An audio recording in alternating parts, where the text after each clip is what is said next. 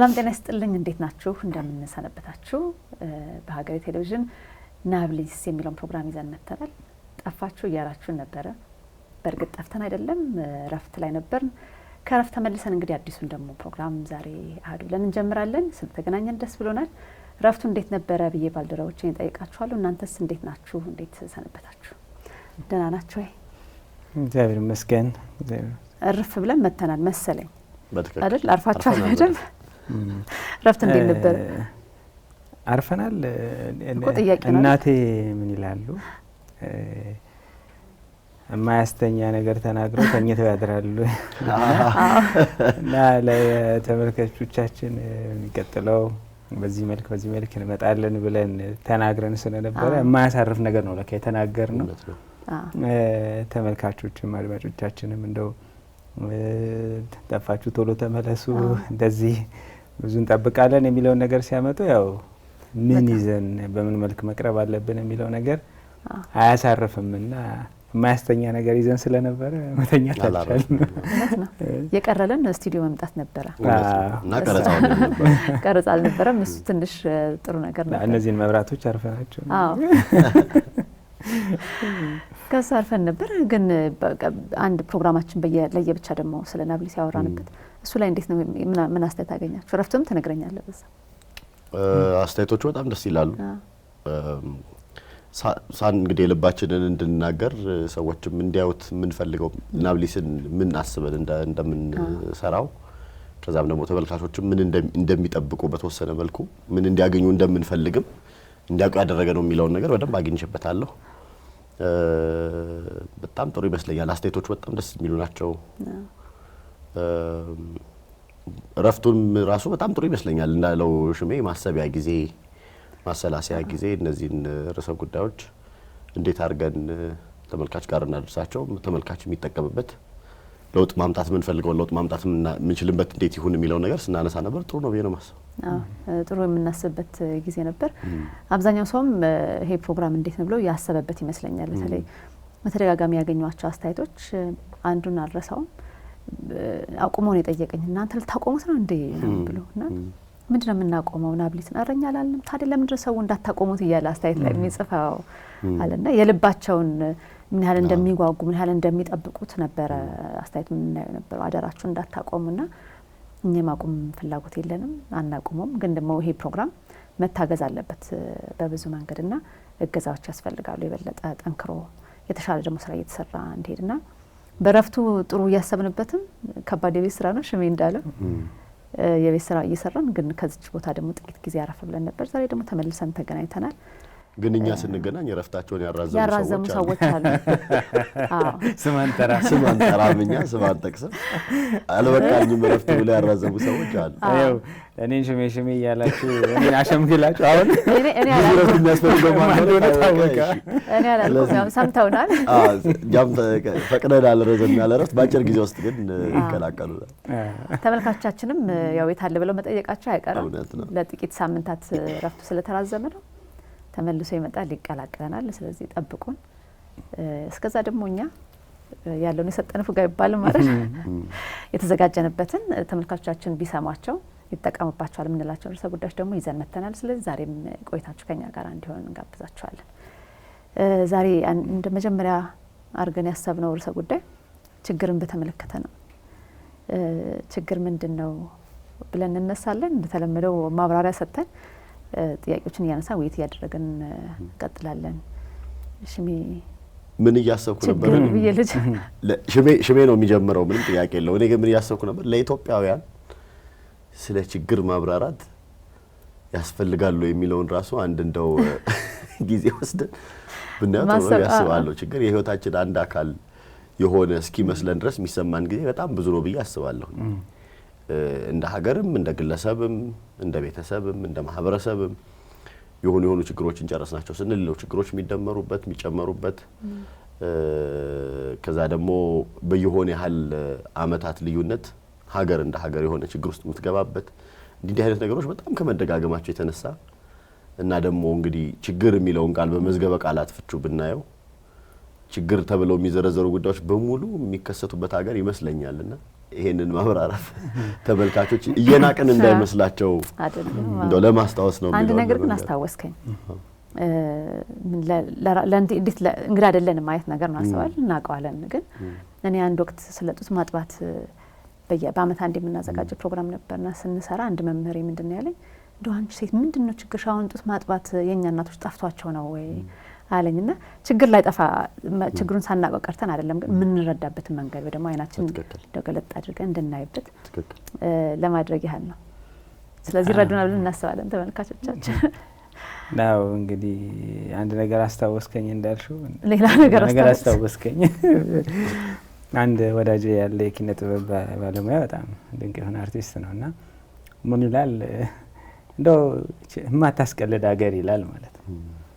በችግር ለመቀለድ ሲሞከር ማለት ቀልድ አይደለም የምር እየኖር ነው የሆነ ግለሰብ ወይም ደግሞ የሆነ ቡድን እየኖረ ያለውና የሆነ ነገር ሊቀለድ ይሞከርና ከዛ ግን ቀልድ አይደለም እውነተኛ ህይወት ነው እና እየተኖረ ያለ ነገር ነውና በጣም መልከ ብዙ የሆኑ ችግሮች ስላሉ በችግር ስለ ችግር እንደተነሳው እንዲህ ነው ችግር ማለት ምናምን የሚለው ነገር ማንሳት ምናልባት ችግር ምንድነው የሚለው ነገር ማብራሪያ ያስፈልገናል ወይ እለት እለት እየኖር ነው የሚል ጥያቄ ሊያስነሳ ይችላል።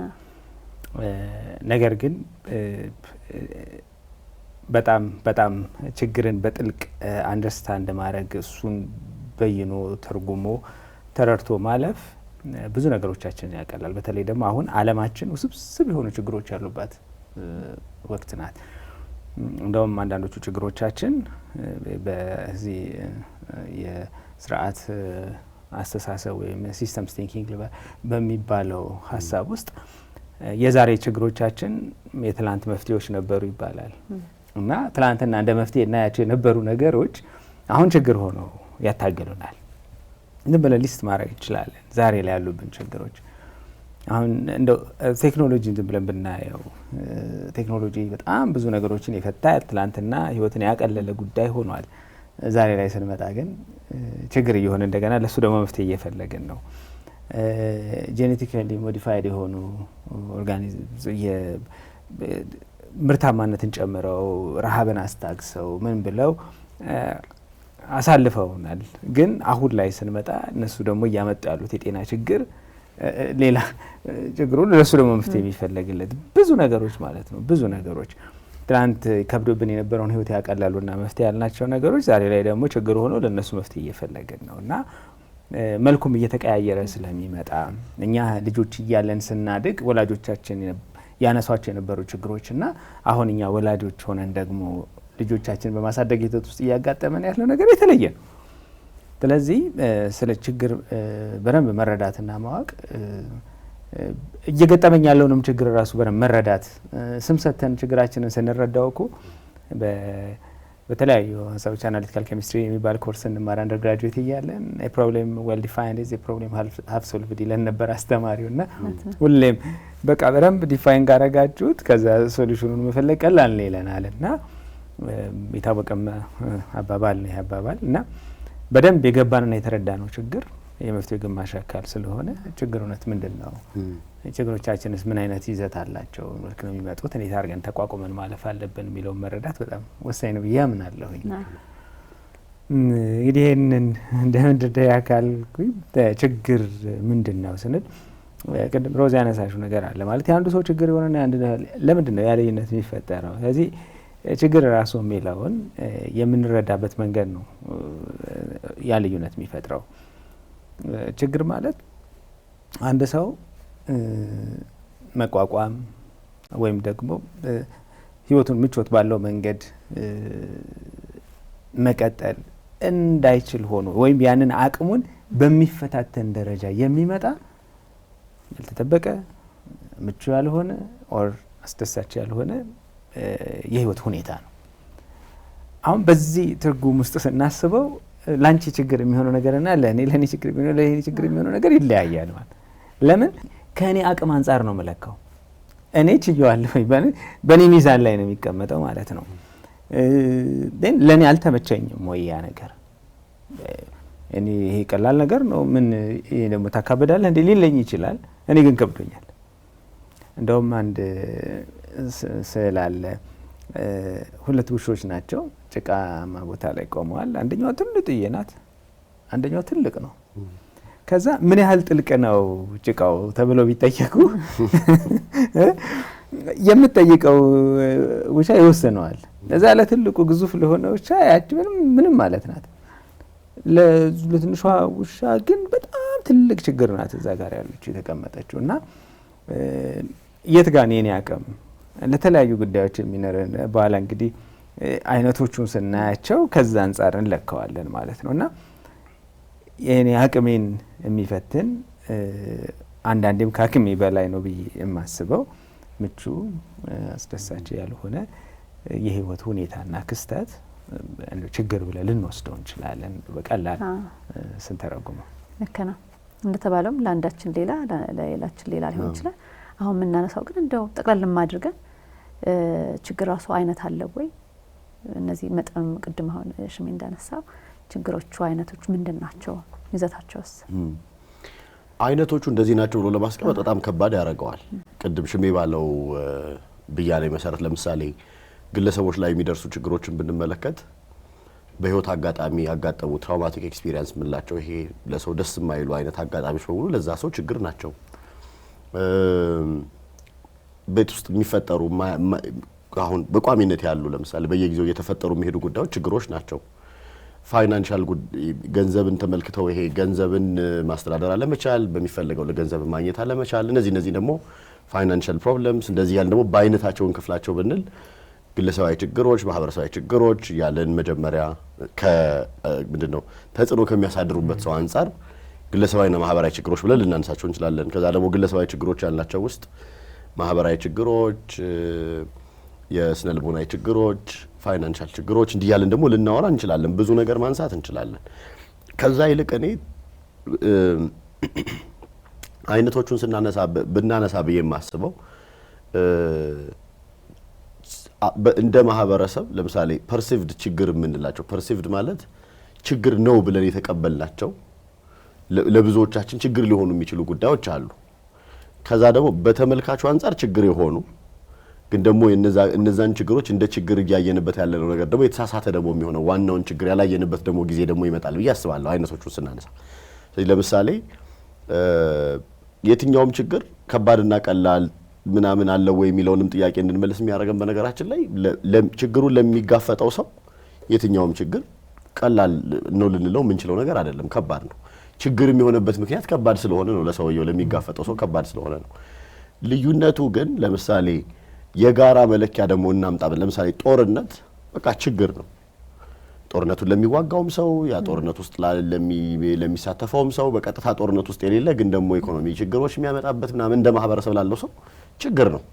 አሁን ይሄ ችግር መታየት የሚችል ችግር ነው፣ ብዙ የተጠና ችግር ነው፣ ሰዎች ሊያውቁት የሚችል ችግር ነው።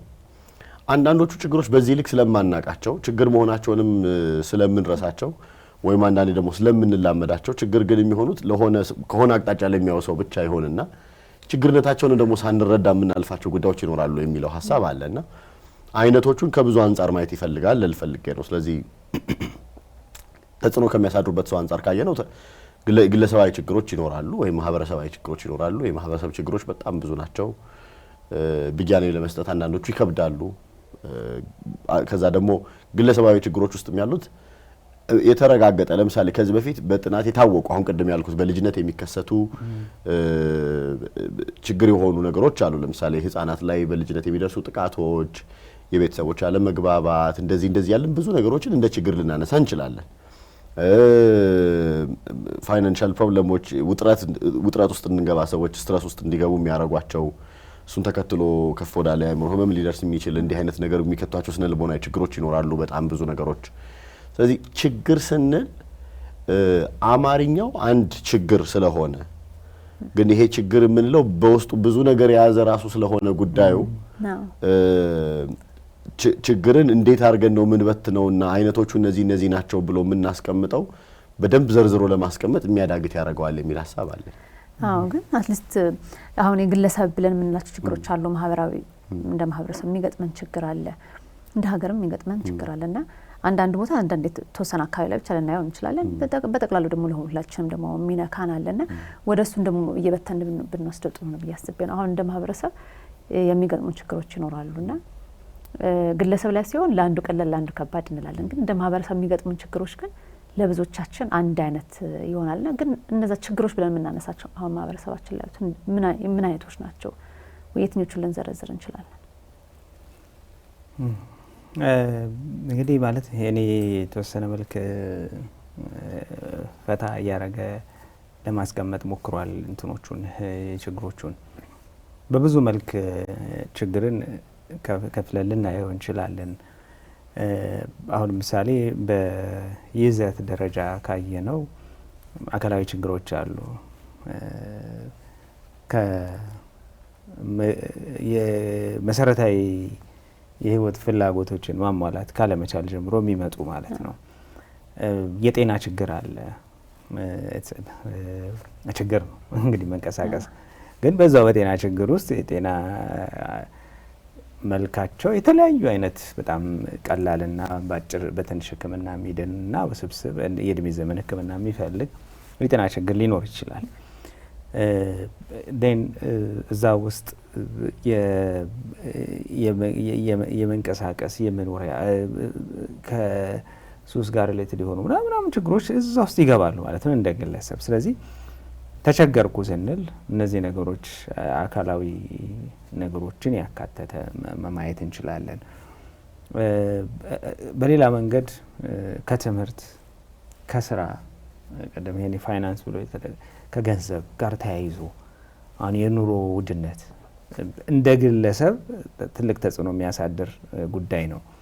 ምን ልስራ፣ ምን ልማር፣ እየተማሩ በትምህርት ላይ ትግል ማጋጠም፣ ማለፍ፣ መውደቅ ምናምን የሚሉት ጉዳዮች የእንቅስቃሴ የስራ እንቅስቃሴ መቀዝቀዝ፣ የስራ ለውጥ እነዚህ ሁሉ ችግር ይሆናሉ። የምሰራበት ቦታ አካባቢው አለመመቸት፣ የስራ ቦታዬ የስራ ጫና ምናምን ያን ተከትሎ ከፍተኛ የሆነ ውጥረትና እስከ በርናውት ድረስ የሚያደርሱ ነገሮች ምናምን ይከሰታሉ። እዚህ ውስጥ ብዙ የሚዘረዘሩ ችግሮች ይኖራሉ። ማህበራዊ እንደ ግለሰብ ከቤተሰቤ ጋር ያለኝ ግንኙነት፣ በትዳር ውስጥ የሚፈጠር ችግር፣ ልጅ በማሳደግ ሂደት ውስጥ የሚከሰቱ ችግሮች፣ ከጎረቤት ጋር ተስማምቶ ያለመኖር ችግር፣ በማህበረሰብ ውስጥ ትርጉም ያለው ሆኖ መኖር አለመቻል፣ እዛ እንግዲህ መቆየት መዳበር ያስፈልጋል። በምንኖርበት ማህበረሰብ ውስጥ ያንን ጠብቆ መኖር አለመቻል በጣም ሲሪየስ የሆነ ችግር ነው። እዛ እንደ ኮሚኒቲም እንደ ማህበረሰብም ደግሞ ምንታምበት ነገር ይኖራል። መንፈሳዊ ችግሮች አሉ። ከፈጣሪ ጋር ያለኝ ግንኙነት በምፈልገው የምጠብቀው መንገድ ሳይሆን ሲቀር እዛ ጋር የሚያጋጥሙኝ ትግሎች አሉ፣ መውደቅ መነሳቶች አሉ። ከምር በነጻነት ማምለክ አለመቻል ችግር ይሆናል ማለት ነው እና ለግለሰብ ከኔ የሚመጣ አለ፣ ከውጭ የሚመጣ ተጽዕኖ ደግሞ አለ እና ይሄ ሁሉ ተደምሮ እንግዲህ ችግሮቻችንን በይዘት በዚህ ውስጥ ልናካትታቸው እንችላለን። በሌላ መልኩ ከችግሮቹ ጥልቀት ይሄ ሲቪሪቲ የምንለው አንድ ችግር ሆኖ የጤና ችግር ብለን ግን የጤና ችግር ምን ያህል ሲቪር ነው? ያ ችግር ቀላል ከምንለው ጀምሮ ውስብስብ እስከሆነ የአእምሮ ችግርን ስናነሳ እንደው በቃ ፈራሁ እንደዚህ ከሚል ቀለል ያለ ክስተት ተነስቶ እስከ ጥልቅ የሆነ የፍርሃት ስሜት እንደገና ይሄ የአእምሮ ቁስል ትራውማ ምናምን እነዚህ ድረስ ደርሶ የሚሄድበት ደግሞ ከሲቪሪቲ አንጻር ልንለካው እንችላለን ማለት ነው። ያኔ ሚዛኑ ራሱ ግለሰቡ ጋር ሆኖ ቀላል ከባድ ሊለው ይችላል ማለት ነው። ተጽዕኖ ኢምፓክቱ ከኢምፓክት አንጻር ልንለካው እንችላለን። የሚፈጥረው ኢምፓክት እኔ ላይ ብቻ የሚቀር ችግር አለ፣ ከኔ አልፎ ቤተሰቤን የሚጎዳ አለ፣ ከኔ አልፎ ማህበረሰቤን፣ ሀገርን፣ ዓለምን የሚጎዳ ችግር ይኖራል እና የተጽዕኖስ ደረጃ ይሄ ችግር ማ ላይ ነው ተጽዕኖ የሚያሳርፈው? ስለዚህ በግለሰብ ደረጃ ከውጤት አንጻር ውጤቱ ራሱ የሚያስከትለው ውጤቱ ምንድን ነው? አውትካሙ ምንድን ነው የዚህ ችግር? ከዛ አንጻርም ችግሮችን በትነን ልናያቸው እንችላለን እና በጣም መልከ ብዙ ነው የችግሮቻችን አከፋፈል። ዋናው ነገር እንግዲህ ዛሬ የምናተኩርበት እንግዲህ ችግርን ስናነሳ መሰረታዊ ነገሮች ላይ ትኩረት እንሰጣለን። አንደኛው ችግርን የምንረዳበት መንገድ ነው፣ ፐርሴፕሽን።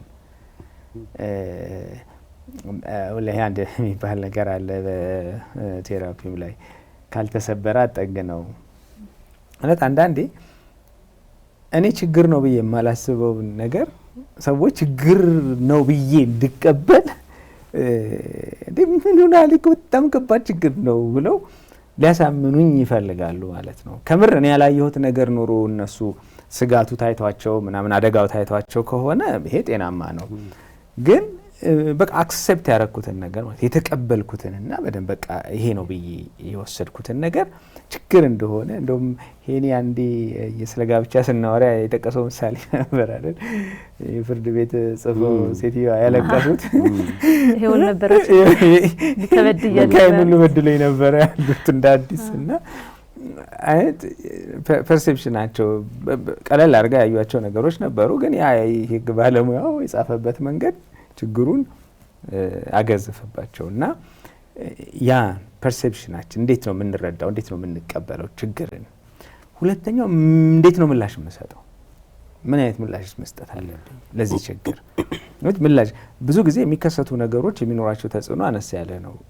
ዋናው ትልቁ ችግር የሚሆነው ምላሻችን የሚወልደው ነገር በጣም ችግሩን ደረጃውን ይወስነዋል። ሶስተኛው ግን እሺ ተከሰተ፣ ከዛ ችግር በኋላስ ይሄ ህይወቴ ላይ የሚፈጠረው ለውጥ ይሄ ትራንስፎርምድ እንደው በትራውማ ላይ ፖስት ትራውማ ግሮዝ አለ አይደለ? በቃ ማለት ከዛ ጉዳት በኋላ ተነሱ ራስን ያን ችግር የምናውልለት አላማ የምንጠቀምበት መንገድ ማለት ነውና ያን ትራንስፎርሜሽን እነዚህ ነገሮች በጣም ወሳኝ ናቸው ችግርን ስናነሳ። ስለዚህ እንዴት ነው ፐርሲቭ የምናደርገው ችግርን? እውነት ለኔ ችግር ምንድን ነው? ወደ ግለሰብ ወስደን በደንብ ማየት ያስፈልጋል። ከዛ በኋላ ምላሻችንና እንዴት እንጠቀምበት የሚለውን ማየት አስፈላጊ ይመስለኛል። በትክክል ተመልካቾቻችን በሀገር ቴሌቪዥን ናብልትን እየተከታተላችሁ ነው። አሁንም ቆይታችሁ ከኛ ጋር እንዲሆን ጋብዘን አንድ ጊዜ ስንወያይበት ነበር በዚህ ርዕሰ ጉዳይ። ችግር ብለን የምንላቸው የሚታወቅ ችግሮች አሉ። ለምሳሌ ሰው በመሆናችን እዚህ ምድር ላይ እስካለን ድረስ ያለ ችግር ልንኖር አንችልም እና ጊዜያዊ ናቸው አብዛኞቹ። ይመጣሉ ይሄዳሉ፣ ይመጣሉ ይሄዳሉ። ግን አንዳንድ ችግሮች መጥተው ሌላ ችግር የሚወልዱና ስር የሚሰዱ እንደ ማህበረሰብ ደግሞ ያሉን እሴቶች ሁሉ የሚያሳጡን ደግሞ ነገሮች አሉ። አሁን ለምሳሌ ተማሪዎች ትምህርት ቤት ውስጥ ፈተና መሰራረቅ በጣም ትልቅ ችግር ነው። ግን ፈተና መስረቅ እንደ ኖርማል ነገር ወይ እንደ ትክክለኛ ነገር ይታያል። አሁን ያን ትልቅ ችግር ነው። እንደ ችግር ደግሞ አናየውም። እንደ ችግር የማናያቸው ግን ሌላ ችግር የሚወልዱና በጣም የበለጠ ከባድ ችግር ውስጥ እንደ ሀገር ራሱ ሊከቱን የሚችሉ ነገሮች አሉ። እዛ ላይ የምታነሳቸው ነገሮች ይኖራሉ ብዬ ነው። በትክክል አሁን ሽሜ ያለው ላይ ራሱ ለምሳሌ ችግሮቹ እየፈጠሩ ያሉት ተጽዕኖና ችግሮቹን እየተረዳንበት ያለው መንገድ የሚለው ላይ እነዚህ አሁን ያልሻቸው ጥያቄዎች የሚገናኙ ይመስለኛል። አንደኛው እንዳልኩት ከግለሰቡ አንጻር ቀላል እንደዚህ የሚባል ችግር የለም። ግን እንደ ኢትዮጵያውያን ደግሞ እሴት ስላለ እንደ ማህበረሰብ ግን አንዳንዱ ጉዳይ ችግራችን ሊሆን አይገባም ነበር። ፈልገን ነው ችግራችን ያደረግነው። ፈልገን ነው ማለት በተለያየ መንገድ ክፍተት ፈጥረን ችግሮች እንዲሆኑ መንገድ ፈጥረን ወይም ደግሞ በሌላ ቋንቋ ችግር እንዳይሆን ያደረጉ የነበሩ ይሄ ምንድነው ጠባቂ የነበሩንን ግንቦቻችንን አፍርሰን እንደንደን በቃ ክፍት አደረግንና ቅጥራችንን እንዲገባ ችግሩ ፈቀድንለት። በስልጣኔ በይው ልክ ቴክኖሎጂው መጀመሪያ ሲመጣ ችግር አልነበረም እንዳልነው ልክ ለምሳሌ መሰልጠኑን መፈለግ ከሆኑ የዓለም ሀገራት ጋር ተወዳዳሪ መሆኑን መፈለግ እነዚህ ነገሮች በራሳቸው ችግር አይደሉም። ግን ስናመጣ ከኛ ነባራዊ ሁኔታ ጋር ከኛ ወግና ባህል ጋር ከኛ እሴቶች ጋር እንዴት ይስማማሉ የሚለውን አስበንበት ስላላመጣናቸው መልካም መስለው የተቀበልናቸው ጉዳዮች ይዘዎቹ የሚመጧቸው የተደበቁ ችግሮች አልተረዳንም፣ አልተዘጋጀንም ለሱ። ስለዚህ ተጋልጠን ተሰጠንና ችግሮቹ በጣም ስር የሰደዱ ሆኑ። ከዛ ምን መስለው ተሰማን ስላልተዘጋጀንበትም ችግር መሆኑ እስኪረሳ ድረስ ሰዎች በቃ ምንም እንደው ስለ ጉዳዩ መፍትሄ እንስጥ ብለን እንሰብሰብ ይባል ችግር መሆኑን የማይረዱበት ደረጃ ደረስን። እኔ ለምሳሌ በግሌ የታዘብኩትን አንድ እንትን ላንሳ። ሰዎች ተሰብስበው እያወሩ ነው የሆነ አንድ መዝናኛ ቦታ ላይ እና ድምጻቸው እኔም ለነበርኩበት ጠረጴዛ እዛ አካባቢ ላይ ጠበብ ያለ ካፍቴሪያ ነገር ነው። እዛ ለነበሩ ሰዎች በደንብ ይሰማል እና የሚሰማው ጓደኛቸው ባለትዳር ከሆኑ ጓደኞች መካከል አንደኛው ጓደኛቸው ለስራ ወደ ሌላ ወደ ከከተማ ውጭ ወደ ክፍለ ሀገር ሊሄድ እንደሆነ ከዛ ከሌላ ሰው ጋር ከትዳር ውጭ ግንኙነት ሊኖረው እንደሆነ አንደኛ ሌላ ሰው በሚሰማው ልክ ይሄንን ጉዳይ ማውራት ችግር የነበረበት ሀገር ውስጥ አለመታመንን እና ነውረኝነትና ብልግናን እንደ ምንም እንዳልሆነ ነገር ጮክ ብሎ ማውራት መቻል በራሱ ችግር እንዳይሆን ይሄ ከዛ እንዲህ አይነት ጉዳዮች ላይ አስተያየትን መስጠት እንደው የሆነ መገላመጥ ምናምንም እንዳንችል ደግሞ የራስህን ጉዳይ ብቻ ተኩር እንደዚህ አርግ ፕራይቬሲ ሰዎች የፈለጉትን ያደርጋሉ የነጻነት ጊዜ ነው መብት ነው ምናምን የሚባሉ ጉዳዮች ሁላችንም ጭንቅላታችን እንዲዙን ስላደረጉ ደው ማሳያ እንዲሆን አንድ ምሳሌ እናንሳ ብዬ ነው እና ይሄ ጉዳይ የሚያወሩት ሰዎች ችግር እንደሆነ አይረዱም እንደ ማህበረሰብም ችግር ነው የሚለውን ነገር አስቦ እንዴት ይደረጋል የሚል ነገር አትሰማምና ይሄን ጉዳይ እኔ ከሌሎች ሰዎች ጋር ሳወራ ብዙ እኮ የሚያረጋው እኮ ነው ምናምን አለኝ ይሄ ማለት እኔ በጣም ደንግጠንበትና ተገርመንበት የምናወራው ጉዳይ ለሆኑ ሰዎች የተለመደ የሚታወቅ እና ችግር እንዳይመስላቸው ያደረገ በጣም ብዙ ነገር አለው ማለት ነው ማሳያ አንድ እንዲሆን ነው ይሄንን ጉዳይ ይዘን ማህበራዊ ሚዲያዎቹን ሌሎችን ጉዳዮች የሚራገበውን ችግር ተብሎ የሚታሰበውን ምናምን አድርገን ደግሞ እናስበው እኔ አንዳንዶቹ ይገርመኛል እዚህ ሀገር እየኖርን መሆኑን እስክረሳ ድረስ ማለት ሌላ ሀገር ነው እንደምንኖረው የሚለው ግራ እስኪገባይ ድረስ ይሄ ችግራቸው አድርገው ሰዎች ወጥተው ጋዜጠኛ ቀርቦ ሆይ ያስባለ ሰዎችን የሚጠይቃቸው ምናምን ጉዳይ ማለት ኢትዮጵያ እኮ ከዚህ ባሰ በጣም ብዙ ጉዳዮች አሏት አንገብጋቢ ችግር ያለባት ሀገር ናት ይሄንን ጉዳይ ጊዜ ሰጥቶ የሆነ ሚሊየን ቪው እንዲያገኝ አድርጎ በጣም የሚገርመው ሌሎቹ ችግሮች መሰረታዊ ናቸው ብለን የምናስባቸው ቢያንስ እንግዲህ የግለሰብ እይታ ሊሆን ይችላል እኔ ብቻ ማስብ አይደለም ግን ለምሳሌ አገርን እንደ ሀገር ያቆማሉና የምላቸው ጉዳዮች ላይ የሚፈጠሩ ችግሮች ላይ የሚወያየው ሐሳብ የሚሰጠው ሰውና ይሄኛውን ትርኪ ምርኪ ሆኖ ጉዳይ ላይ በጣም ለቃሉ በጣም ይቅርታ ጠይቃለሁ እንዲህ አይነት ጉዳዮች ላይ አስተያየት የሚሰጠው ድንጋይ የሚወራወረው ይሄ የኮሜንት ድንጋይ የሚወራወረው ምናምን የሚለው ሰው መብዛቱን ስትመለከት ችግሬ ነው ብሎ የተቀበለው አብዛኛው ሰው ይሄንን ነው ማለት ነው ምክንያቱም አንተ ልብህ በሌለበት በዛ ቦታ ላይ አንተ ሐሳብህን እዛ ሰተህ ጊዜህን ሰተህ ገንዘብህን አውጥተህ ምናምን ልትቆይ አትችልም ብዙ ሰዎች ያንን ጉዳይ ይመለከታሉ ማለት ችግራቸው ነው ወይም ያንን ጉዳይ እንደ ችግር ይመለከቱታል ማለት ነው የሚነግረን ነገር እንግዲህ ይሄ ዝም ብሎ እንደ ጀነራላይዜሽኑ እንትን ቢሆንም ማለት ነው ግን ብዙ ሰው ግን እዛ እንዳለ ይነግረናል እና አንዳንድ ጊዜ ችግሮችን የምንረዳበት መንገድ ያለው ሌላ ይሄ በጣም መሰረታዊ የሆነው ጉዳይ ችግር የሚባለው ነገር እየታየን አይደለም ከዛ ደግሞ ችግሮቻችን ሊሆኑ ይገቡ የነበሩ ጉዳዮች ተላምደን ደጋግሞ ስለተደረጉ አሁን ዳውም እሱም ማድረግ ምንም ችግር እንዳልሆነ እንዲሰማን በደንብ አድርገውናል ስለዚህ ለምሳሌ በሚዲያዎች ላይ በማህበራዊ ሚዲያዎችም በሜንስትሪም ሚዲያዎችም በምኖችም እየወጡ ሰዎች በአንድ አመት ከምናምን ውስጥ ተጋብተው ነበር ያልካቸው ሰዎች እንደተለያዩ በትልቅ ጀብድ እንደሰሩ ሰዎች ተስማምተን እንትኑን እንደዚህና እንደዚህ አድርገን ጥሩ እኮ ነው ሰዎች ይሄ ምንድነው አላስፈላጊ ግጭቶች ውስጥ ሌላው አንዱ አካል አንደኛውን የሚጎዳበት ነገር እንዳይፈጠር ምናምን አድርገው በጣም ሰላማዊ በሆነ መንገድ መፍታት እኮ ልክ ነው የሚለው ሐሳብ ጭንቅላታችን ውስጥ አለ ምን ረዳው ነው እንግዲህ መቼስ መቀጠል የማይችልበት ጊዜ ሲመጣ ሰዎች የሚጎዱበት ሁኔታ ሲፈጠር ለሚያድጉት ልጆች ችግር አለው ብለን ተጨማሪ ችግር አለው ብለን ሲታሰብ እንደዚህ እንደ አንድ የመጨረሻ አማራጭ ግን ደግሞ ጉዳት ስለሚኖሩ ጉዳቱን ከመቀነስ አንፃር ብዙ ታስቦበት የሚደረግ እንደሆነ እናውቃለን አሁን ፋሽን ነው የሚመስለው ማለት ስለዛ ጉዳይ የማያወራ ታዋቂ ነኝ ብሎ የሚያስብ ሰው የሌለ እስኪመስል ድረስ እና ችግር እንዴት ማለት ሰዎች እንዳይለያዩ ማድረግ እኮ ነው ችግራችን ሊሆን የሚገባው የቤት ስራችን አለመስራታችን ነው ችግር የሚለውን ብለህ ብታነሳ በዚህ ሰዓት አንተ ኋላ ቀረነ በቃ አሁን ያኛው ችግር አይደለም የሚለውን ተቀብሎ ሰዎች ችግር እንዳልሆነ ተረድተው በቃ አልፈውት እየሄዱ ነው ይሄ ችግርን የምናይበት የሚለው ማለት ነው ከዛ አዳጊዎቻችንን ወጣቶቹን ምናምን አስጨንቋቸው ረብሿቸው የሆነ እንትን ላይ ቀርበው እባካቸው አማክሩኝ ምናምን ብለው ይዟቸው የሚመጣቸውን ችግሮች ተመልከተ ስለ ነገ ስለ ስራ ህይወትን ስለ መለወጥ ምናምን ያሉ ጉዳዮች አይደሉም። በቃ በጣም ይደንቃሉ። ቅድም እንዳልኩ ሌላ ሀገር ነው ወይ የምንኖረው? እንዴት ነው ይሄ ነገር? እኛ አንድ ወዳጅ ነበረን ግዴለህም ሰው እኛ ሳይነገረን ገንዘብ የሚሰጥበት ቦታ ይኖራል መሰለኝ ሀብታም እየሆነ ነው እያለ ይቀልዳልና ልክ እንደዛ እኔ ምን ላለው አንዳንዴ እኛ ሳናቀው ሌሎቹ ችግሮቻቸውን መፍትሄ አግኝተው ይሄ አሁን የሚያቀርቡት የሆነ በጣም እንትን ያለው ችግር ብቻ ለብቻ የሚሰጥበት ቦታ አለ እንዴ ብለህ እስክትጠራጠር ድረስ ማለት ነው ግራ የሚያጋባውና ይሄ አንደኛው ነው። ሁለተኛው ደግሞ ችግር ነው ብለን የምናስበው ነገር የምናይበት ነገር ምንድነው ነው። ይሄ እዚህ ላይ እኔ አንድ ሌላ እንትን በግልባጭ የሚታሰብ አንድ ሐሳብ ይዤ መምጣት ፈልጋለሁ። ምንድነው ከዚህ በፊት ስለ ስሜት ብስለት ስሜት ልህቀት የሚባል ስለ ኢሞሽናል ኢንተለጀንስ አወርተን ነበር። አሁን በዚህ ዘመን አንድ ሌላ ደግሞ ፐርስፔክቲቭ ሆኖ እየመጣ ያለው አድቨርሲቲ ኮሸንስ የሚባል ነገር ነው።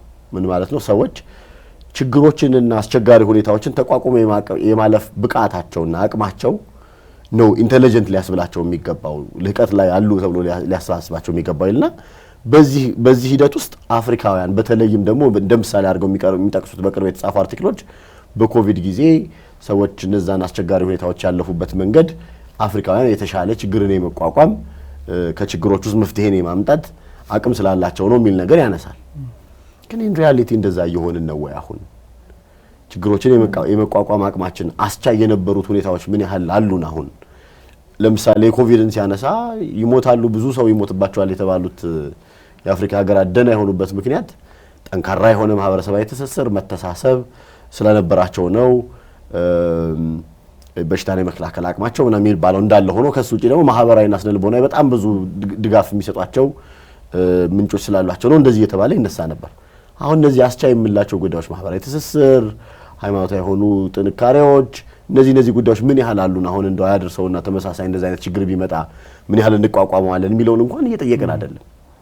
ይሄ የግል አስተያየቴ ነው። ብዙ ጊዜ እያደረግን ያለነው ነገሮች እነዚህ አስቻይ የሆኑ ነገሮቻችንን በተለያዩ መንገዶች እያፈራረስናቸው ነው ብዬ አስባለሁ። እና አሁን ችግርን ለኛ በጣም የመቋቋሚያ ነገር የሆነን ነበር ከነዚያ ችግሮች ውስጥ መፍትሄ እያወጣን እንሄድ ነበር ለምንል ማህበረሰቦች አንደኛ ቀደም እንዳልኩት በቃ በጣም በተወሶ ባመጣናቸው ጉዳዮች ችግራችን ሊሆኑ የማይገቡ ጉዳዮች መሰረታዊ ችግሮችን ጉዳዮች ተተን እየተቸገርን በዛ ላይ ጉልበታችንን እየጨረስን እንደገና ደግሞ ችግራችን የሚሆኑ ይገቡና በጣም ችግር ናቸው እኮ የምላቸው ጉዳዮች ላይ መፍትሄ ማምጣት እንዳንችል ችግርነታቸውን ረስተን እየተላመርናቸው እንደ ጤናማ እንደሆኑ ነገሮች እየተቀበልን በሌላ አቅጣጫ ደግሞ አስቻይ የነበሩ ጉዳዮቻችንን እያፈረስን እንዴት ግልጥልጥልጥ እንዳልን ሳስበው በጣም ይገርመኛልና እዚህ ላይ ያለኛስ እንዴት ነው እዚህ ላይ ደረስነው ብለን መጠየቅም ያለብን ይመስለኛል አይደለ? ለምሳሌ እነዚህ ችግር ናቸው ነውር ናቸው በአደባባይ ማናወራም አናደርጋቸውም ብለን ተስማምተንበት ነበረ። እነዛ ነገሮች ከተላለፍናቸው ችግር ነው። ያ ሰው ችግር ውስጥ ገብቷል፣ መፍትሄ የሚያስፈልገው ነገር ነው ማለት ነው። እንዴት ሆነን ተላለፍንና እነዛ ችግር የተባሉ ነገሮች እንዲያውም እንደ አንድ መፍትሄ ወይ ደግሞ እንደ አንድ ጥሩ የኑሮ ዘይቤ ለምሳሌ አንድ ቦታ ስራ ጉዳይ ለማስፈጸም ብትሄድ በትክክለኛ መንገድ የማስፈጸም የሚገባህን ገንዘብ ካልሰጠህ ማከናወን አትችልም። ያንን ገንዘብ በድብቅ ነበር የምትሰጠው አይደለ? አሁን ፊት ለፊት ይሰጣል እንደ አንድ ስራ ወይም ደግሞ እንደ አንድ ስራ አካል ተደርጎም ይቆጠራልና ይሄን ትልቅ ችግር ውስጥ ነው ያለነው። ገንዘብ ከሌለ ምንም አይነት አገልግሎት እንደማታገኝ ማለት ነውና ይሄንን ግን እንደ ደና ነገር የቆጠረ ክፍል አለ፣ ደግሞ የማይቆጥርም አለ። እንዴት ሆነን ተለያየ? እንዴት ሆነ ነው ችግራችን የሆኑ ጉዳዮች ችግራችን እንዳይሆኑ የሆኑበት ምክንያት ምንድነው ብለን አንጠይቅ? መልስ ካለ ከባድ ነው። እንዴት እዛ ጋር ደረስን የሚለው በጣም ከባድ ነው። ያው ሂደት ነው እዛ ጋር የሚያደርሰው። እንግዲህ የሆነች ትንሽ ቦታ ይጀምራል፣ ከዛ በኋላ እሱ ሳይታከም ሲቀር ይሄዳል አይደል? አንድ የልጅ ታሪክ አለ። በእንቁላሉ ጊዜ በቀጣሸኝ ያለው ልጅ እና እንቁላሉ ይዞ ሲመጣ አክሴፕት ሲደረግ ዶሮዋን ይዞ ይመጣል። ከዛ በጉን እንዲህ ያሳደገ እና በእንቁላሉ ጊዜ በትቀጭኝ እዚህ ጋር አልደርስም እንዳላት ለእናቱ ያ ነው እንግዲህ አንዳንድ ጊዜ ናቅ አርገን የምናልፋቸው ነገሮች ነገ የተወሳሰበ ችግር ይሆናሉ። እሱ በጣም አንዱ መሰረታዊ ነገር ነው። ሁለተኛ ያው አንዳንድ ጉዳዮች ላይ እንደ ማህበረሰብ ታመናል ማለት የሶሻል ፓቶሎጂ እንግዲህ ሌላ ጊዜ ራሱን አስችለን ፕሮግራም እንሰራበታለን። እንደ ማህበረሰብ ስንታመም ቅድም ነውር የሆኑት ነገሮች ክብር ሆነው በእንትን እንደ ጀብድ የሚወሩበት ጊዜ ላይ ደርሰናል። ማለት እየታገለ ኑሮን ለማሸነፍ ጠንክሮ በላቤ ብቻ ብሎ የሚሰራው ሰው እንዳላዋቂ እንዳልሰለጠነ አጭበርብሮ አምታቶ ደግሞ የሆነ የሀብት ማማ ላይ የሚወጣ ሰው ደግሞ በቃ ዘመኑን የተረዳ ጀግና ብልህ ሰው ተብሎ የሚከበርበት ጊዜ ላይ ያለ ነው። አንዳንድ ሰዎች ክፉ ነገሮቻቸውን ለመደበቅ በጣም የሚደናንቁ የበጎ ስራዎች ውስጥ ተሰማርተው እናያቸዋለን። ቆፈር ሲደረግ ግን ያው በጣም በርካታ ክፉ ተግባራቶቻቸውን እንደ መሸፈኛ ሲጠቀሙበት ነው የምናየው እና የብዙ ነገሮች ድምር ነው እና አሁን ችግሮቹ እየተደጋገሙ እየተደራረቡ ሲመጡ አሁን እየተረዳን ያለንበት ወር እየሆን ያለንበት ነገር ከምን መጣ የሚለው ላይ እንደ ሁለት ነገሮችን ላስቀምጥ። አንደኛው ችግርን ከምንረዳባቸው አእምሯዊ እሳቤዎች ውስጥ ከዛ ከአእምሯዊ ሂደት ውስጥ ወይም ከእሳቤያችን አንጻር፣ ሁለተኛ ነገር ደግሞ ምላሽ የመስጠታችን ነገር እንዴት እንዲህ ሊቀዘቅዝ ቻለ? እንግዲህ ዛሬ ሀገር በጣም ብዙ ስብስብ ችግሮች ውስጥ ነው ያለችው። የሰላም እጦቱ በጣም ችግር ነው። በተለያዩ ቦታዎች ውስጥ የምንሰማቸው የንጹሃን ሞት ምናምን በጣም አሳዛኝ ነው። ረሃቡ በጣም ለሀገራችን ክፍሎች ላይ የምንሰማቸው ነገሮች በጣም ያሳዝናሉ። በጣም ብዙ ችግሮች አሉ።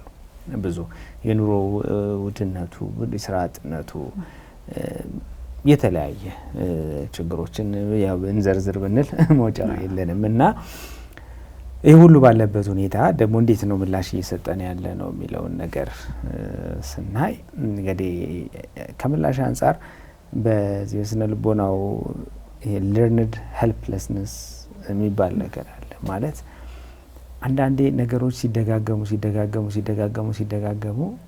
የሚፈጠር ስሜት እና የአእምሮ ለውጥ ማለት ነው።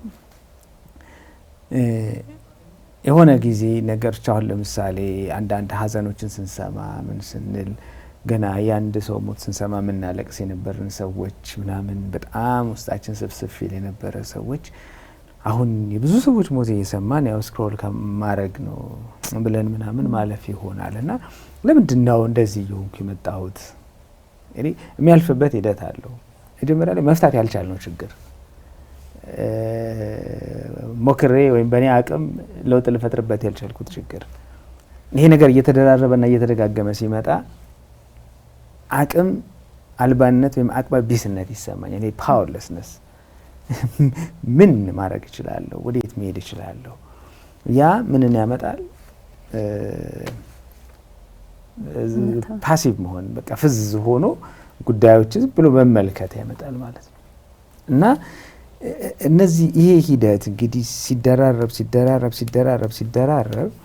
አንዳንዴ ለኮምፓሽን ፋቲግም ያጋልጣል። ይሄ ርህራሄ ልክ እንደ ስፖርት ሰርተን ጡንቻችን እንደሚዝለው የርህራሄ ዝለት ያጋጥመናል።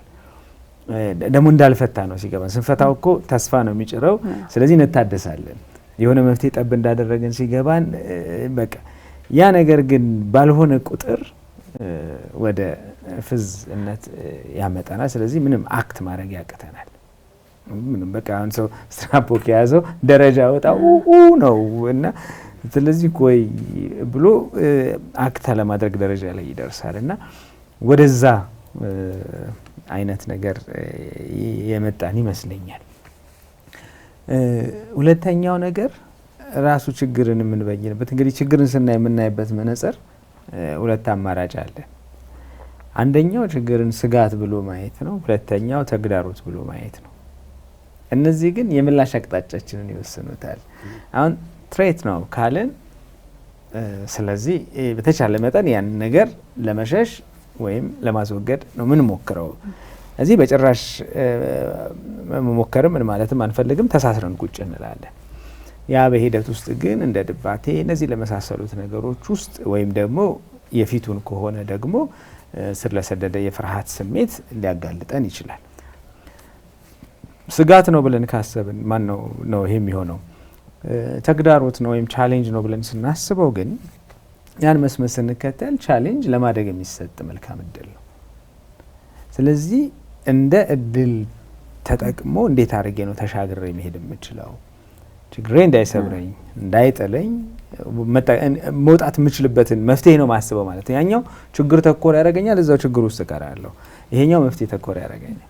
በጣም ብዙ ጊዜ ችግር ውስጥ የምንገባው ችግር ተኮር ሆነ ስናስብ፣ ችግር ተኮር በሕክምናውም በስነ ልቦናውም ሕክምና በአካላዊም ሕክምና ኢቨን በፕሮጀክት ቀረጻ የተቀየሩ ጉዳዮች አሉ። አሁን ማለት ከትሬት ወደ ቻሌንጅ ከዛ ከቻሌንጅ ደግሞ ወደ አሴት ወደ ሀብት አሁን በሕክምናው ለረጅም ጊዜ አሁንም ገና ሂደት ላይ ነው እንጂ የሚጠና የነበረው በሽታ ነው።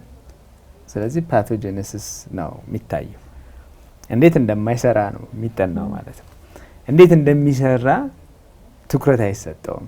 ሳሉቶጀነሲስ ይባላል እና ያ አሁን ነው እንግዲህ ሄልዝ ላይ ጤና ዌልቢንግ ላይ ምናምን አሁን ነው እየተሰራ ያለው ማለት ነው። ሄልዝ ወይም ዌልቢንግ ላይ አትኩሮ መስራት። ስለዚህ ያ አንደኛ ያለውን ነገር መጠበቅ እንችላለን፣ ሁለተኛ የማይሰራውን ነገር በሚሰራው ማከምና መለወጥ እንችላለን። አንዱ ወደ ልቦና ሕክምና ስነት ይሄ ሪሶርስ ኦሪየንትድ ቴራፒ፣ ስትሬንግዝ ቤዝድ አፕሮች ምናምን እንደዚህ የሚሉ ነገሮች አሁን እንትን እንደው ወደፊት ለማምጣት ትግል እየተደረገ ነው። ጥንካሬ ተኮር ሀብት ተኮር የሆነ በፕሮጀክትም እኔ አሁን አንዳንዴ የፕሮጀክት ፕሮፖዛሎችን ምናምን በፊት እንግዲህ እንጆ ላይ አይ ነበር እና እንደው እነዚህ ሁሉ ፕሮፖዛሎች አንድ ላይ ቢሰበሰቡ አገር የት ላይ እንዳለች በቃ እንዴት ነው እየኖርን ያለ ነው ያስብላል። ችግር ትንተና ነው የሚበዛው። ግን ምን አለን? ምን ሀብት አለን? ምን አለን? አሴት ፍሬሚንግ ይባላል እና ይሄን ያን የፕሮጀክት ገለጻ እዚህ ከችግር አሉ ችግሮች የሉም፣ እሱን እየካድን አይደለም። ግን እንደ ስጋት ሳይሆን እንደ ተግዳሮት አይተናቸው ከዛ መፍትሄዎቹ ላይ እናተኩራለን። ወደ መፍትሄው ስንመጣ ያለን ነገር ምንድን ነው? አሁን ብዙ ማንሳት የምንችላቸው ነገሮች አሉ። በጣም ብዙ ከምርም የማይካዱ በጣም አሳዛኝ ሁኔታዎች አሉ። እንደ ማህበረሰብም እንደ ሀገርም እንደ ግለሰብም ማለት ነው። እሱ ላይ ባተኮርን ቁጥር ግን ይስበናል በጣም። ይሄ ምንድን ነው? አንሪያሊስቲክ ኦፕቲሚዝም አይደለም ማውራት የፈለግኩት ማለት ይሄ እውነታ ነው በቃ አንተ እይታ ነው እንጂ እንደዚህ አይደለም። ችግሩን በደንብ እናየዋለን። አናተኩርም ማለት በቃ እንዴት እንፍታው? አሁን ሰው ወደቀ። ከወደቀ በኋላ እንዴት ይህን ሰው ማንሳት እንዳለብንና ወደፊት እንዳይወድቅ እንዴት ማገዝ እንዳለብን ነው መነጋገር ያለብን። ግን መውደቁ ላይ 1001 ትንታኔ ብንሰጥ እዛው ነው የምንቀረው፣ ሰውየውም እንደተኛ ማለት ነው።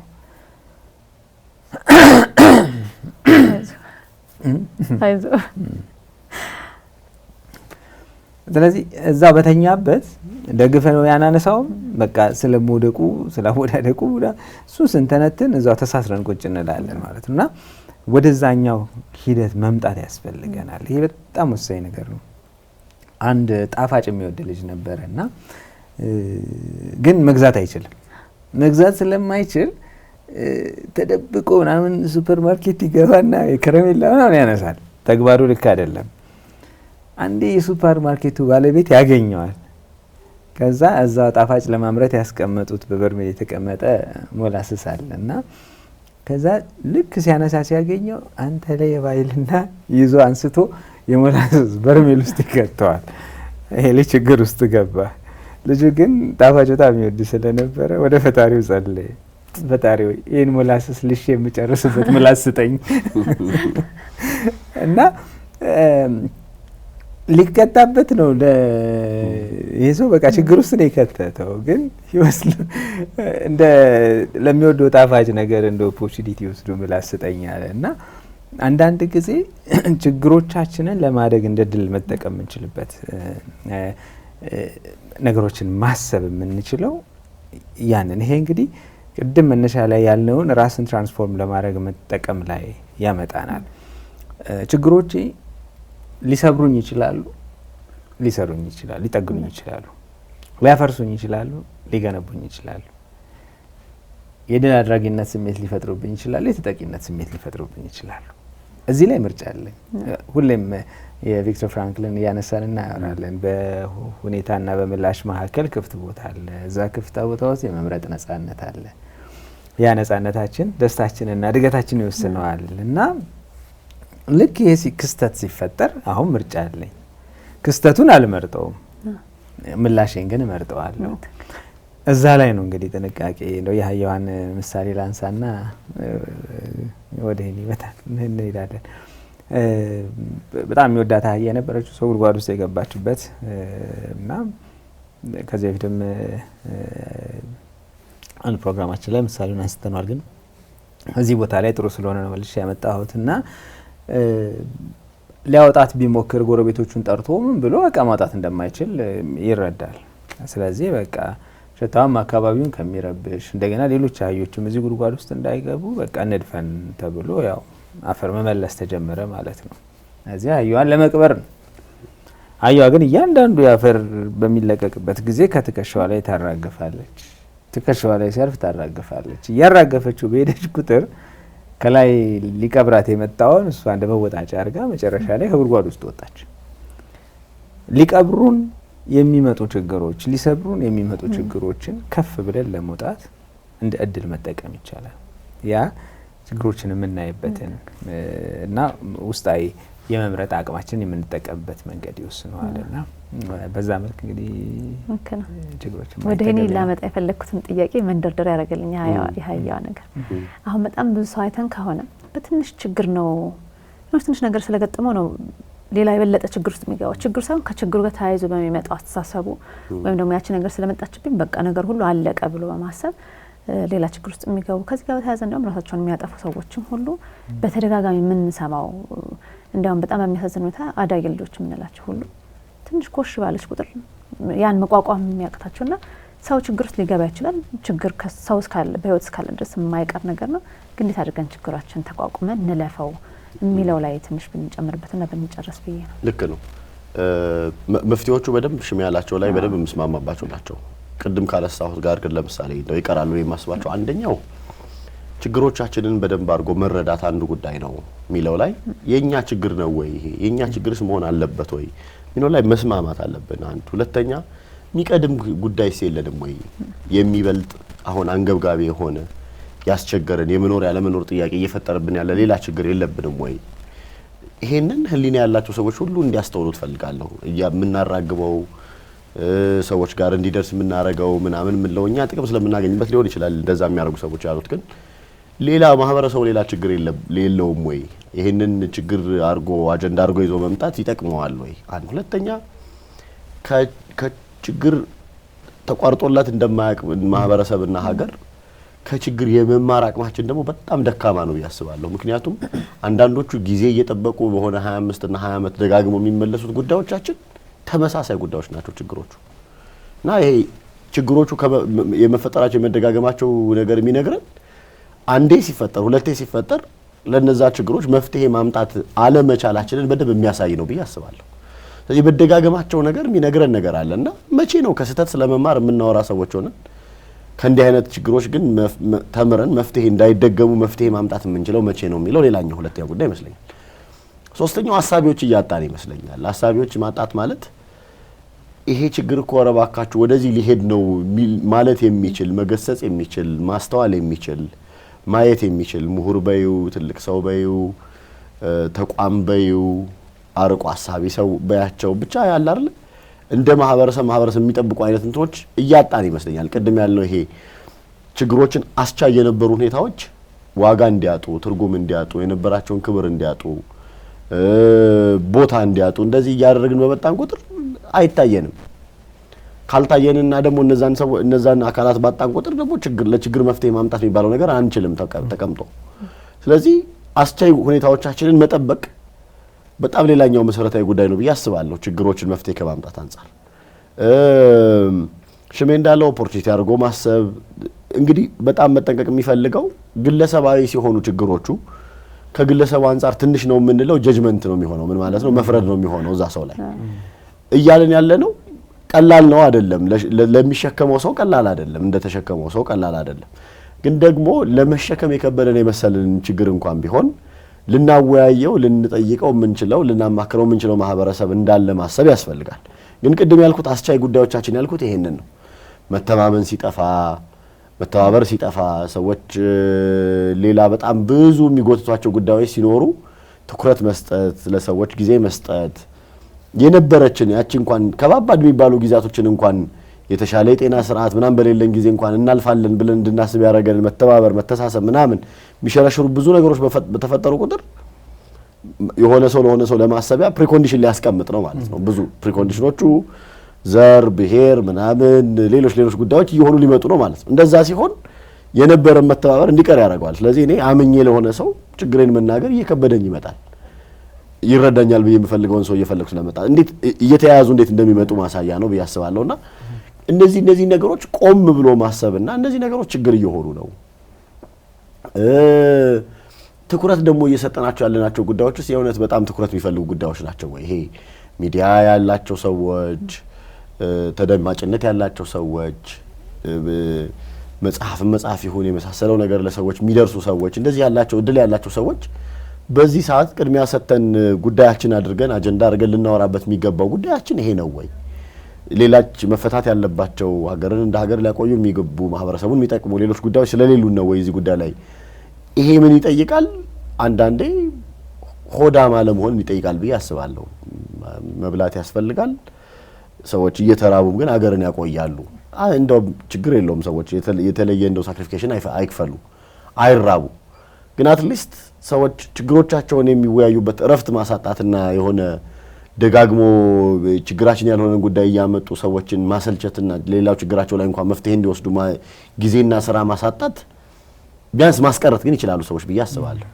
እና የሚዛን ጉዳይ ይመስለኛል። እና ደጋግሜ ሌላውና መጨረሻው ብዙ ሰዎች አይደሉም ለውጥ የሚያመጡት ጥቂት ሰዎች አሁን ይሄ ምንለው መልእክት የሚሰሙ ያሉ ሰዎች የሚገባቸው ሰዎች እንደ ግለሰብ እንደ ማህበረሰብ ተቋም እንዳላቸው ሰዎች እነዚህ ሰዎች አሁን የምናወራው ነገር ወደ የሚረዱ ከሆኑ የየራሳችን የሆነ ነገር ደግሞ መጀመር አለብን ደግሞ ያስባለሁ። የሆነ አንድ ጠጠር ነው የምንጥለው። ስለዚህ ሰዎች ለምሳሌ ችግር ነው ብለው የሚያስቡት ጉዳይ ላይና ቅድሚያ ይሰጠው ጉዳይ ይገባል ብለው የሚያስቡት ነገር ላይ ስትራቴጂክ ሆኖ መስራት ላይ ሰዎች ማሰብ መጀመር አለባቸው። ይሄንን ለማሰብ የሆነ ትልቅ ተቋም የሆነ ትልቅ እንትን አይደለም የሚያስፈልገው ብዬ አስባለሁ። ባላቸው አጋጣሚና ባላቸው አቅም እነዚህን ጉዳዮች መጀመር ነው። ስለዚህ ቤተሰብ ውስጥ ቢያንስ መሰረታዊ የሆኑ ጉዳዮች እነዚህ ገብተውናል ብለው የሚያስቡ ሰዎች ችግር መሆን ሌሎች ሰዎች ችግር የሆኑ የመጡ ጉዳዮች እነሱ ጋር ችግር እንዳይሆኑ መስራትን መጀመር የምናገኛቸውን አጋጣሚዎች ሰዎች እነዚህን ጉዳዮች የማሳሰቢያ አድርጎ መውሰድ ለቅድም ሽሜ እንዳለው ለችግሩ ሳይሆን ለመፍትሄው ኮንትሪቢዩት ማድረግ መጀመር ደግሞ ልክ ይሄ መረዳት ላይ የደረሱ ሰዎች ለመፍትሄው ኮንትሪቢዩት ማድረግ ላይ ሌሎችም ሰዎች እንትናቸውን እንዲወጡ ኃላፊነታቸውን እንዲወጡ መጎትጎት ላይ ቢሰሩ በተወሰነ መልኩ እንቀንሳቸዋለን ብዬ አስባለሁ። ቀንሳለን። አንድ ያነሳት የዘለልከው ነገር አለ። እሷን ጨምርልኝ። ምንድን ነበር? በተማሪዎች ላይ እሱን ብናነሳ ደስ ይለኛል። ስለዚህ ምንድነው ያሰብኩ ያለው ትሮዝ ቅድምና ግለሰባዊ አድርገን ብናነሳው ለእናንተ ቀላል ነው እያልን እንዳይመስላቸው ያልኩት እሱን ነው። ምን ማለት ነው? ችግር አለ ግን ደግሞ አሁን ገጠመን ብለን ከምናስበው ችግር በላይ ደግሞ ሌሎችም ችግሮች እኮ ገና ወደፊት ይመጣሉ። ይሄንን መፍታት የምንችልበትን ስርዓት መስራት ግን ልክ ለሌሎቹ ጉዳዮች የተሻለ ስማርትነስ ያመጣ ነው ያክል ለምሳሌ ቴክኖሎጂውን ከመጠቀም አንፃር ሌላውን ነገር ከማድረግ አንፃር ነገሮችን ከማቅለል አንፃር ሌሎች ጉዳዮች ይተጠቀምነው ያክል እዚህኛው ላይ መሰረታዊ ጉዳዮቻችን ላይ ችግሮቻችን ላይ መፍትሄ ማምጣት ወደምንችልበት ደረጃ በሚያመጡ ልክ አለ መስራታችን ናቸው ትኩረታችን ወደ ሌላ ቦታ እየወሰድን መሆናችንም ጭምር ነው ብያስባለሁና ልክ ቅድም እንዳለው ደግሞ እነዚህ መጠበቅ የሚገባቸውን አዳጊነት እድሜ ላይ ያሉ ተማሪነት ላይ ያሉ ሰዎችን መጠበቅ ቢያንስ እንደው የሆነ ነገር ማድረግ ባንችል ራሳቸውን እንዲችሉ እንቅፋት የሆኑባቸው የነበሩ ጉዳዮችን ማስወገድ አለመቻላችን ደግሞ ይደመርና ተስፋ መቁረጥ ውስጥ ሌላው ነገር ሰዎች እንዲገቡ ደግሞ ችግር እንፈጥራለን። ስለዚህ ምን ልፈልጌ ነው አንዳንዶቹ መመለስ የምንችለው ወደ ቀደመው ነገሮቻችን መመለስ እንችል ነው አስቻይ ሁኔታዎቻችንን በተለይ ማጠንከር ስንችል ነው የሚለው በዛም ምን ጨምራለ አይ እንደው እዚህ ላይ ምንድነው የተለመደ አባባል አለ አይደል እናቱ ገበያ ሄደችበትም የሞተችበትም ህፃን እኩል ያለቅሳሉ። እኔ ሁለቱም ማልቀሳቸው ልክ ናቸው ብዬ አስባለሁ። ምክንያቱም እናቱ ገበያ ሄደችበት ልጅ ሆነ የሞተችበት እዛ ሰዓት ላይ እናታቸውን ፈልገዋል፣ አጠገባቸው የለችም። ገበያ ሄደችበት ልጅ መመለሷን አያውቅም። እንደሄደች ነው አሁን ፈልጓታል፣ የለችም።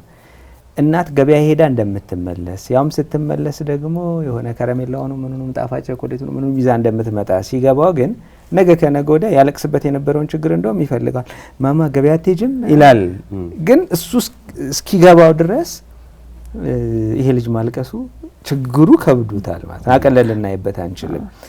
በሞት በሚባል ነገር ልትሄድ እንደምትችል ሲገባው ደግሞ አሃ የባሰም አለ ለካ ብሎ ይሄ ቪካሪየስ ሬዚሊየንስ የምንለው ማለት የባሰ ችግር እንዳለ ሌሎች ሰዎች እየታገሉበት ያለው ነገር ስናይ የኛ ችግር ሳናቀው ይቀልብናል። ሰው አይደለም ያቀልልን፣ ሲያቀልብን ልክ አይደለም። እንደው ሲያጋጣሚ ተመልካቾቻችን ሰዎች ችግር ሲያማክሩን እነሱ በሰጡን ልክ መጀመሪያ መረዳት አለብን። ከብዶኛል ካለ አንድ ሰው ከብዶታል፣ ቀሎኛል ካለ ቀሎታል። ቀለለኛ ያለውን አናካብድበትም፣ ከብዶኛል ያለውን ደግሞ አናቀልበትም። በሰጠን ልክ ምንም ጀጅ ሳናደርግ ግን ማገዝ ተረድተን መርዳት ነው መከተል ያለብን እና ገበያም መሄዷ ሞታም ማልቀሱ በዛ ሰዓት ላይ ለነዚህ ሰዎች ችግር ተደርጎ መወሰዱ ተገቢ ነውና ልጆችን በዛ መልክ ነው የሚሄዱ። ስለዚህ ወላጆች ልጆቻችን ችግር ነው ብለው የሚያነሱት ቀበጠኔ ልጅ እያለሁ ምናምን እያል ከኛ ልጅነት ጋር አነጻጽረን እናቀልልባቸው አይገባም። ተረድተን ከዛ በኋላ ግን ከዛ የሚወጡበትን መንገድ ማሳየት መፍትሄውን ማመላከት በጣም ወሳኝ ነገር ነው። አንዳንድ ወላጅ እኔ አንተ ያገኘውን ዛሬ ባገኝ ኖሮ በቃ ማለት የትላንት ችግርና የዛሬ ችግር አንድ አይደለም። ትላንት እኔ ልጅ እያለሁ ስፈልግ የነበረውና ዛሬ ልጆች የሚፈልጉት ነገር አንድ አይደለም። እዚህ በዛ አውድ ውስጥ በዛ ኮንቴክስትም ጉዳዮችን ማየት ወሳኝ ነገር ነውና ለም እንግዲህ ችግሮቻችን እንዲሰብሩን አሊያም ደግሞ እንዲሰሩን መምረጥ ግን እኛ ጋር ያለ ትልቅ ኃላፊነት ይሆናል ማለት ነው። እሺ በጣም ጥሩ። እንግዲህ ዛሬ ነበረን ውይይት ይሄን ይመስላል።